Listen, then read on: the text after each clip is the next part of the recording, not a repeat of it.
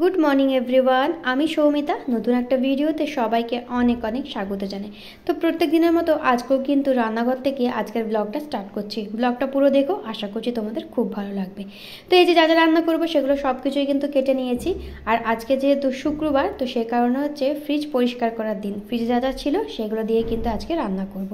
তো এই যে পুরো সপ্তাহে মাছ আনা হয়েছিল, তার থেকে 2 পিস বেঁচে গেছে। আর বেঁচে গেছে কিন্তু 2 পিস মাছের মাথা। তো সেটা দিয়ে হচ্ছে বাঁধাকপি দিয়ে মাছের মাথা দিয়ে একটা চচ্চড়ি করব, মানে ঘন্ট টাইপের। আর তার সাথে কিন্তু ওই মাছগুলো দিয়ে কিন্তু একটু ঝোল বানাবো।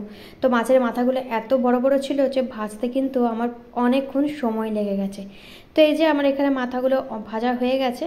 আর এটা বানানোর জন্য প্রথমে কিন্তু মানে বাঁধাকপি দিয়ে মাছের মাথা বানানোর জন্য এখানে পেঁয়াজটাকে প্রথমে ভেজে নিচ্ছি। তারপরে হচ্ছে যে একটু টমেটো কুচি দিয়েছি, বেশ ভালো লাগে কিন্তু এভাবে খেতে। যেহেতু শীতের বাঁধাকপি, সেই কারণে কিন্তু বাঁধাকপিটা আমি ভাপিয়ে নিইনি, একদম মানে ভালোই ছিল, বেশ ফ্রেশ ছিল, তো সেই কারণে। তো তারপরে যা যা মশলা লাগবে সেগুলো দিয়ে দিয়েছি।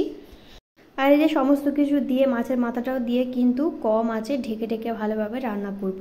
এটা যেহেতু রান্না করতে একটু সময় লাগে, সে কারণে হচ্ছে কম আঁচে ঢেকে ঢেকে রান্না করেছি। আর নামাবার আগে একটু ঘি আর গরম মশলা দিয়েছি। খেতে কিন্তু ভীষণ ভালো হয়েছিল। আর তার সাথে কিন্তু বানিয়েছি হচ্ছে 2 পিস মাছ ছিল, সেটা দিয়ে একটু মানে একটু মাখা টাইপের, মানে গ্রেভি টাইপের করেছিলাম। আর তার সাথে করেছি উচ্ছে ভাজা। আর আজকে হাতে সময় অনেক কম রয়েছে, তো ভাবলাম আজকে ছটপট কিন্তু একটা ভেজ স্যান্ডউইচ বানিয়ে দিই। তো ফ্রিজে ব্রেড ছিল, স্যান্ডউইচ ব্রেডগুলো, তো সেগুলো দিয়ে মেয়োনিজ দিয়ে একটু চিজ দিয়ে কিন্তু একটা স্যান্ডউইচ বানিয়ে দিয়েছি। এটা কিন্তু ঝটপট সকালের জন্য বেশ ভালো। এরপরে হচ্ছে রেডি হয়ে গেছি, মামামকে স্কুলে নিয়ে যাচ্ছি। স্কুল থেকে এসে লাঞ্চটাও তাড়াতাড়ি সেরে নিচ্ছি। মামামকে খাইয়েও কিন্তু ঘুমটুম পাড়িয়ে দিয়েছি। তো বিকেলবেলা হচ্ছে একটু কী খাবো এটা ভাবতে ভাবতে ভাবলাম যে অনেকদিন চাউমিন বানানো হয়নি। তো আজকে ভাবলাম যে একদম যেরকমভাবে আমার মা চাউমিন বানাতো স্কুলের টিফিনের জন্য, একদম আলু আর পেঁয়াজ কুচি দিয়ে কিন্তু চাউমিনটা বানাচ্ছি। কোনো রকম সবজি আমি অ্যাড করিনি, শুধুমাত্র আলু আর পেঁয়াজ দিয়ে কিন্তু বানাবো। আর অল্প একটু কিন্তু মানে যেরকম সিম্পলভাবে বানাই একদম সিম্পল বানিয়েছি, অল্প একটু টমেটো সস কিন্তু ছড়িয়ে দিয়েছি। খেতে কিন্তু দারুণ লাগছিলো। এই চাউমিনটা কিন্তু যত কিছু করা হোক না কেন, এই চাউমিনের স্বাদ কিন্তু একদম আলাদা। এই দেখো মামা এখানে খাচ্ছে, একটু ঝাল হয়ে গেছিলো বলে বারবার আমাকে বলছিল, একটু গোলমরিচ গুঁড়ো দিয়েছিলাম বলে একটু ঝাল হয়ে গেছিলো। তো এখানে এই যে আমি আমার জন্য বেড়ে নিয়েছি। মামার বাবা অফিস থেকে চলে এসেছে, এরপরে হচ্ছে একটু রেডি হয়ে নেব, একটু বেরোবো। যেহেতু শীতকাল চলে আসে, মামার জন্য কিছু জামা কাপড় কিনতে হবে।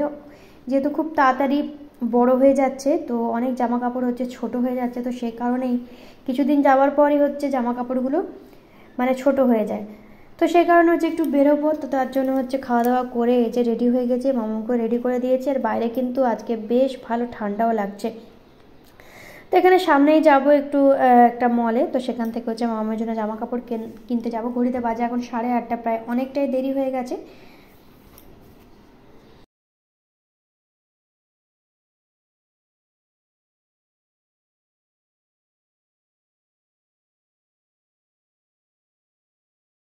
তো আমরা চলে এসে মামার জন্য জামা কাপড় দেখছিলাম, বেশ ভালোই কালেকশন রয়েছে।